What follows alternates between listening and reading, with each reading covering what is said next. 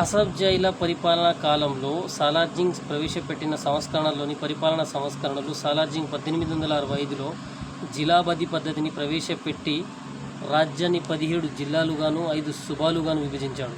సుబాలకు అధికారిని సుబేదారు, జిల్లాలకు అధికారిని తాలూకుదారు, తాలూకాలకు అధికారిని తహసీల్దారుగా అనేవారు.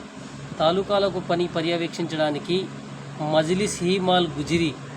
మజిలీ-ఈ-మాల్ గుజిరీ అనే పరిపాలనా సంస్థను 1865లో ఏర్పాటు చేశాడు. ఆ తర్వాత 1868లో సదర్-ఉల్-మహాల్ అనే పేరుతో 4 మంత్రులను నియమించాడు. 3 పోలీస్ శాఖ, న్యాయశాఖ, రెవెన్యూ శాఖ ఇచ్చాడు. 4వ మంత్రికి ప్రజా సంక్షేమ మరియు విద్య మరియు ఆరోగ్య స్థానిక సంస్థలను అప్పగించాడు. ఈ సంస్కరణలను ఆనాడు కాలంలో సాలార్జింగ్ అసఫ్ జైల కాలంలో పరిపాలించాడు. ఆ తర్వాత 17 జిల్లాలు 7 సుబాలు ఏ విధంగా